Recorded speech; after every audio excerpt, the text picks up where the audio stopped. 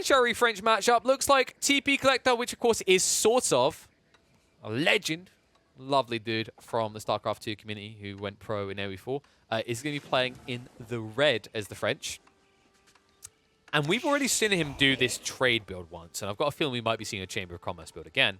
On the other side, we see the person that I believe he'd done it against, who last time was playing as the Mongols in that situation. This time, Lash in the teal is going to take to the HRE, a civ that can be more greedy, right, than the Mongols potentially. Doesn't play on the same spectrum as well. Like the last time we watched sort of on the French, he was playing a trade matchup. It's French versus Mongols. You're going to have Silver Tree versus the Chamber of Commerce. This time around, there is greed to be had on both sides, but it's a different style of greed.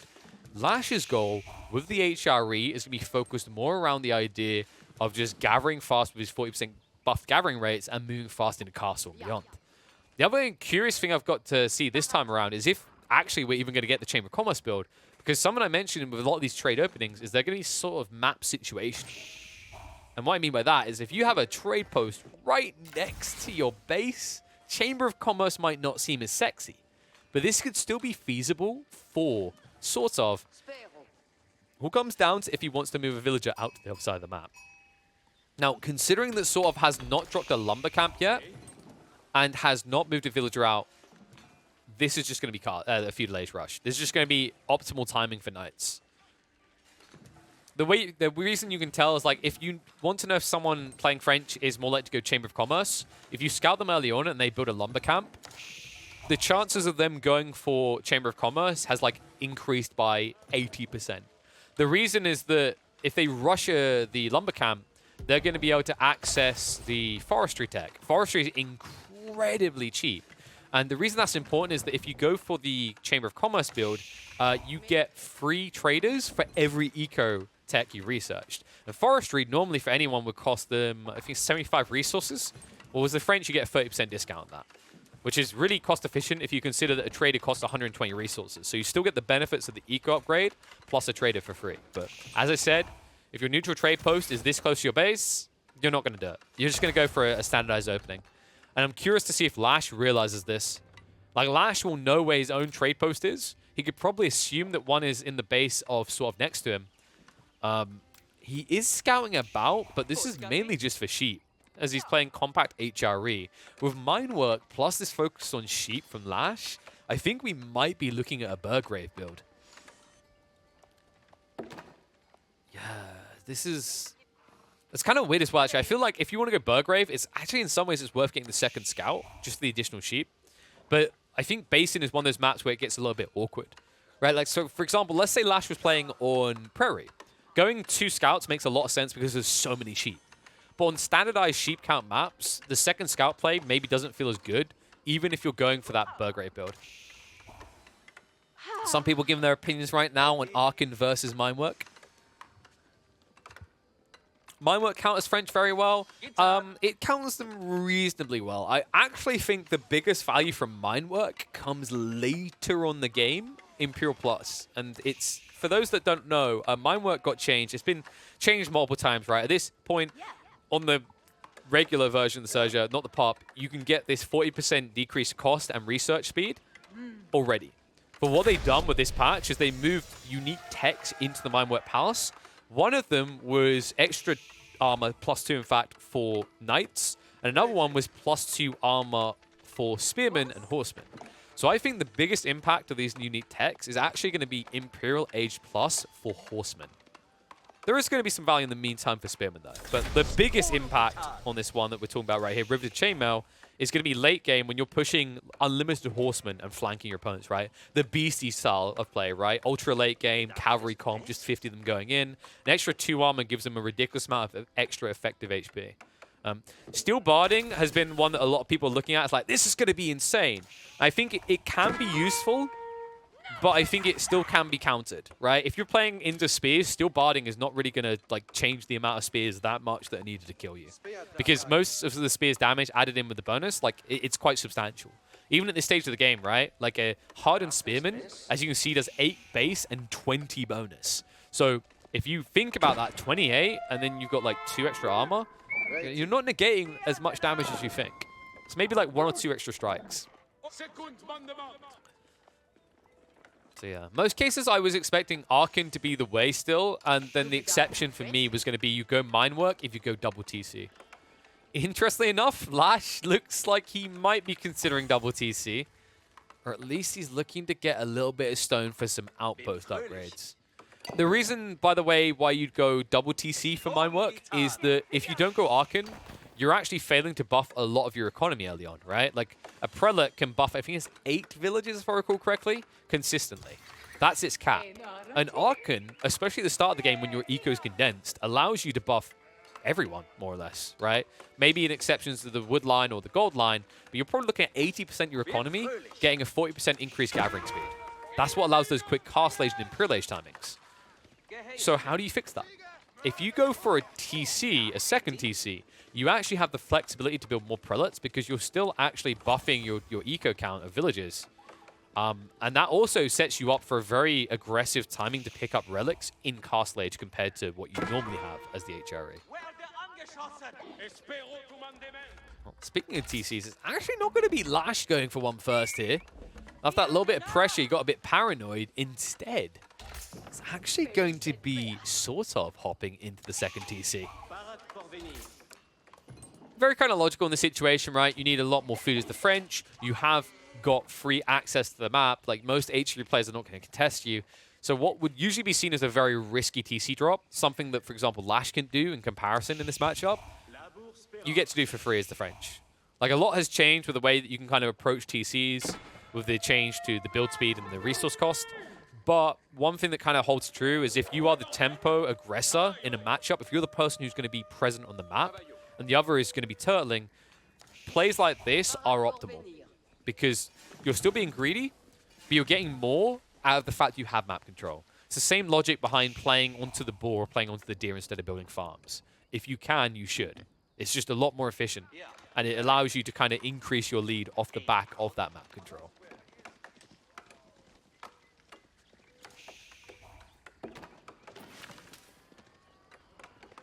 It's like more villagers are moving out for Lash, so we are going to be heading into that TC, no doubt. Feels so delayed, though. I'm also worried about food for Lash. He doesn't have many sheep left. The deer are forward of his base. Nothing behind him either. He could extend out and secure berry plus deer. I think there's enough space here to stick a palisade between the berries and the stone.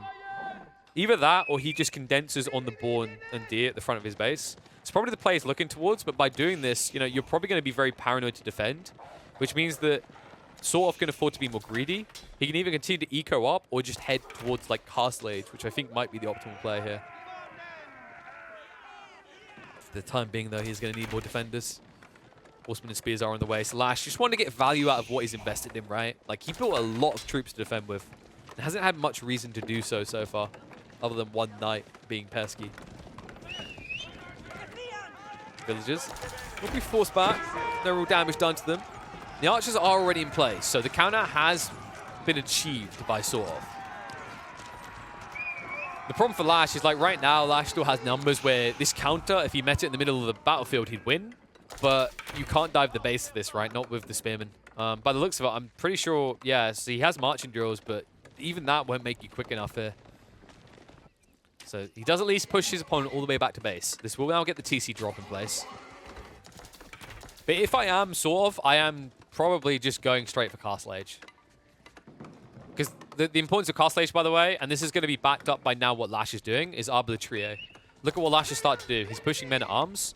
I think the moment you see this as sort of, the logical play is you just want to get the counter to what's probably coming. This does make it less likely that Lash is going Burgrave now, but it's still a possibility because of how much food he just unlocked.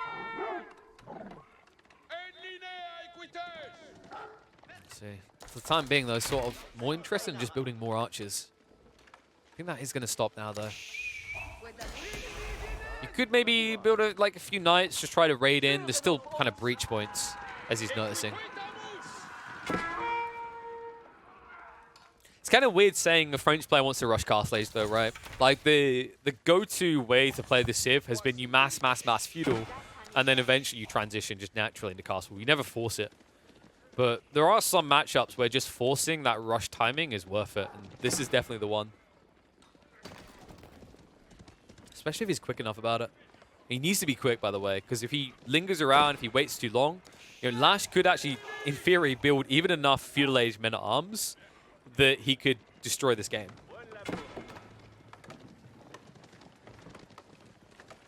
Defense force is probably going to have to reinvest as well. Like, it's a sizable force from Lash. He might try to target the secondary town center. And the reason that's important, by the way, is that if you're sort of, you need this town center. You saw he already exhausted the deer and he's already in the berries. He has nothing else at home. Your goal here is to delay your farm timing. Remember what we said, like farms are quite often one of the most delicate points in your economy game that exist in Age of Empires 4 right now. If you go farms too early, you kill your game. If you go them too late, you also kill your game, right? It's all about kind of skirting and finessing that timing. In most cases, your goal is to force your opponent to go farms first, and then that either gives you a way of A, ending the game if you still have enough food at your disposal, or B, going for your own farms and not having to worry about them punishing you for doing so. Lash is very invested. And you can already see sort of is now heading up the Royal Institute. So Lash, this has to work. This has to get the town center, nothing less. If he's quick enough, it should be doable. Because remember, although sort of is on his way up, he's only halfway there. And even though he'll arrive in Castle Age, he won't have the Arbitrier straight away. He won't even have the upgrades on his unit straight away.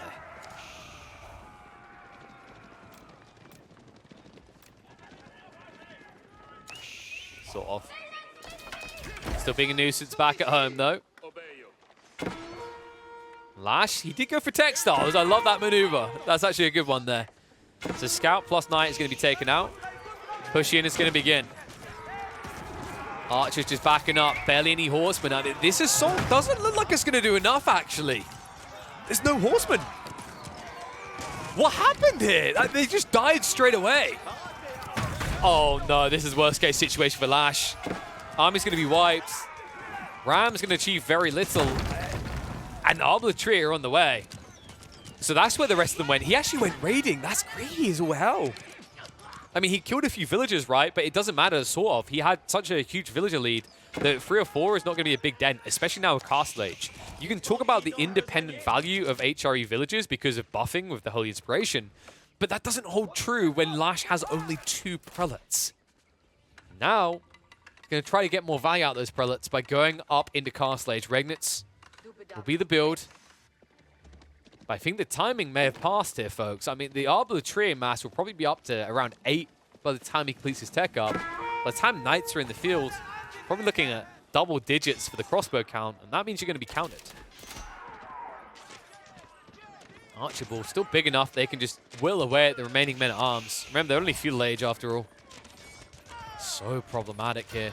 Monastery also being prepped. Love this play from Sword Up. Remember, the goal now for Lash is to pick up those relics. It's going to be a race. It's a race that actually the French player can easily win here. Just get into Knights, get into Arbitrary, park in the center, and skirmish the sides.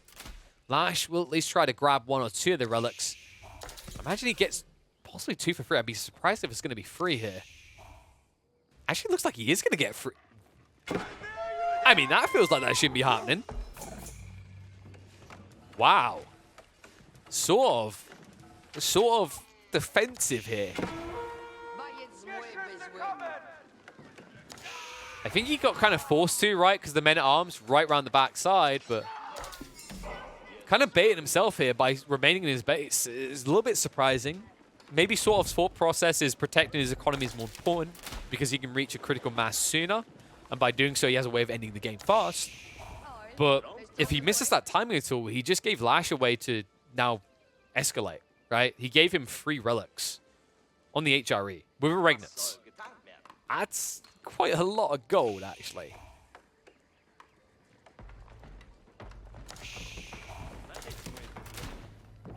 It's 440, right? Yeah, it's...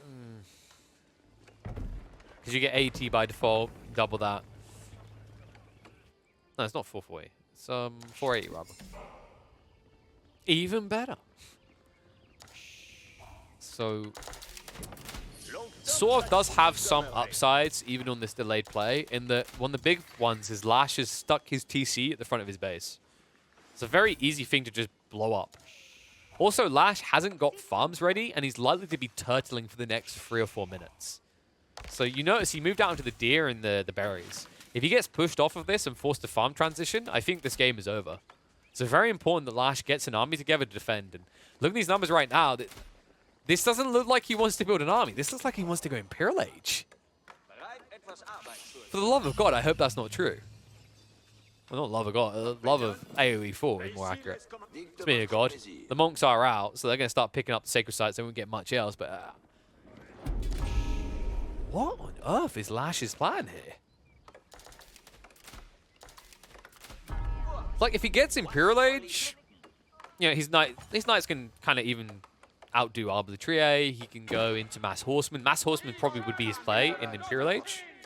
But even if that's your plan, you need a lot of food. And as we just mentioned, you don't have the farms for this. Has he just not built it?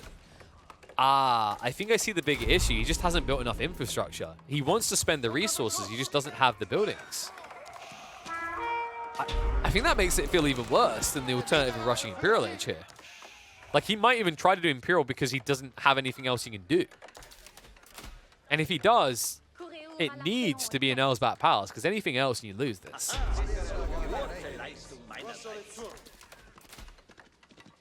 Looks like he's reinvesting. So that makes me feel a little bit better about the situation. He's starting to build more structures out. We'll be able to push more units. But I mean, it makes me feel better initially, but then I just look down at this food source and I feel worse again. The deer's almost gone. Worst gathering rates to come, then only berries. And I do believe sort of is suspicious. Look at this move. The scout's going to give him the early tip-off as well. They'll see each other around the same time. He now knows what Lash is doing over here. Sort of, with a ridiculously larger army, could easily push him, but he's going to show respect to the outposts. He's getting siege engineering. So make no mistake, folks. This isn't him saying, oh, no, it's fine. You like walking on someone who's just got out of the shower. Oh, I'm sorry, I must look away. No, it's not that at all. It's that creepy guy that stares right now. He's just waiting until he can ram away at whatever he sees. And he's going to have the ability to do so in just a few seconds.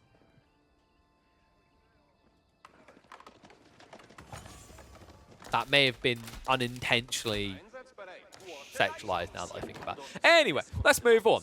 Rams are coming, whether we like it or not. Gold is also another big issue here. Notice that Lash has pulled forward of his base. He has got a few relics banked, but that's not going to be enough for mass knights, mass Langsknecht, mass men-at-arms. If you need any of those things, you're going to fall flat here. In fact, you see him building a Maganel. Like, this is great. You're up against mass ranged, but you can't afford more than one, I don't think, at this rate. The Ram's going to push you out south side. Army's going to station on the north. Now, he will have to send a few troops in to defend this, because there's a lot of villagers here ready to torch down. Even with the flanking opportunity here, Lash does not have the mass to really do anything.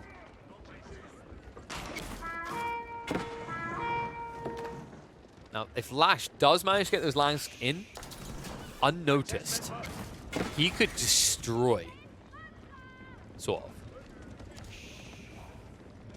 But how do you do that unnoticed? I mean, I'm not going to lie, right? Showing up to a fight wearing the most pompous hat imaginable in Age of Empires 4 does make you a little pompous, you know? Like, I think these guys watched too many Musketeers and went, wow, they look fancy. Didn't realize the downside. You're very clearly worth something. I do, by the way, think that the holy buff, like the inspired buff that you can give across, makes it very difficult, or more difficult rather, to discern units. So in some ways, if Lash just waits and buffs all his units, it might be more difficult for Sort of to identify the Lansk when he goes in. Funnily enough, Sort of is just chilled. For good reason as well, right? He needs to go farms himself. He's going to get that set up. He won the race. He has map control. There was no pressure coming into him. Lash was forced to build more army. And Lash doesn't have much space. So the farm transition that's ahead of him is going to be very difficult. Also, keep in mind, most of the time when we say HRE player is transitioning farms, they're doing it around an Archon Chapel. No Ark in Chapel to speak of, folks. And still only 4 prelates. Ah, man. This is another reason why Arkin feels better even later on in the game, is that it's pop cap efficient, right? The amount of units I buff for 1 prelate compared to not having Arkin is insane.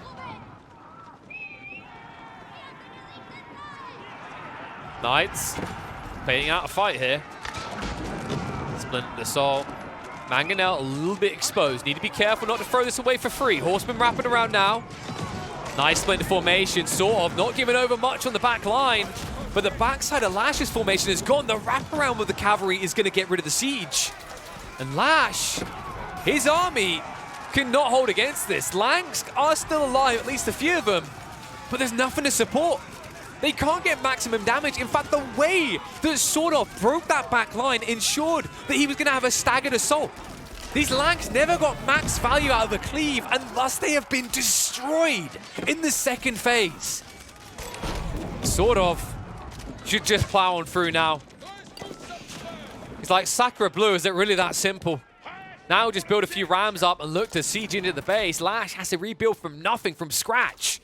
He's going to try to add in more Raxes, but folks, there's a bigger issue here. Where's your food? You're on the final berry.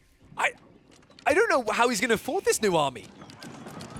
Like, sure, he's got this berry patch here, but folks, that's not safe. That's where the fight's about to be. Well, sort of will have slowed down for the moment, but only to build up those rams. They are now on the way. And Mangonel in a dream, really, for Lash here. Because if he loses this one, I mean, he can replace it, but it's going to take so long to get it out and to get it into the battle from the backside of your base. You can feel the desperation, right? Needs more gold, needs more food, needs more everything. Lash right now feels like he needs more teammates, because Sort of is looking unstoppable. Love how Sort of is now actually going back for veteran archery when he's down to just 8 of them. But he's building more archers due to the spearmen.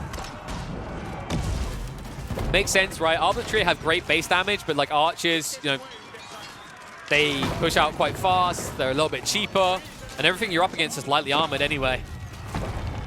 Speaking of lightly armored, that TC did not look very chunky.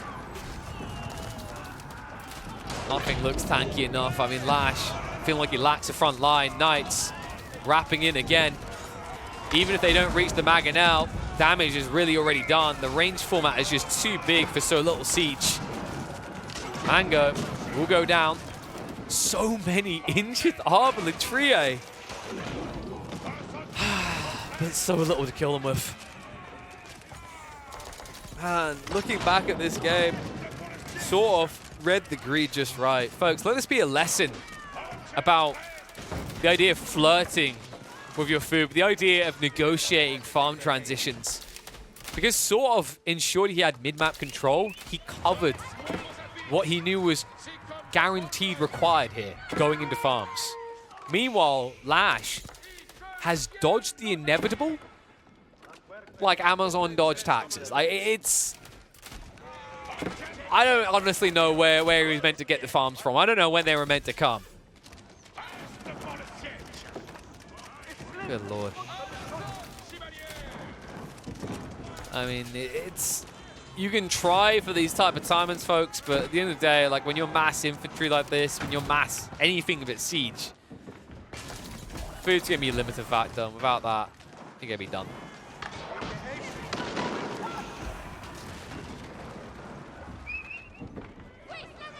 Okay, in fairness, tax dodge was the wrong word. Avoidance is the technically correct term. Do not sue. Well, similar to the HMRC, when they come knocking, you can't avoid them anymore. And Lash cannot really deny the writing on the wall at this phase. The Mangoes are just... I mean, how many times has this happened? I don't think he's successfully defended his Mangonels once in this game. He heard me. He's like, you're right. There's no point. No catapults, no win. Sort of, it wasn't the Chamber of Commerce build I was looking for. But even the Classico French build seems to pack quite the wallop.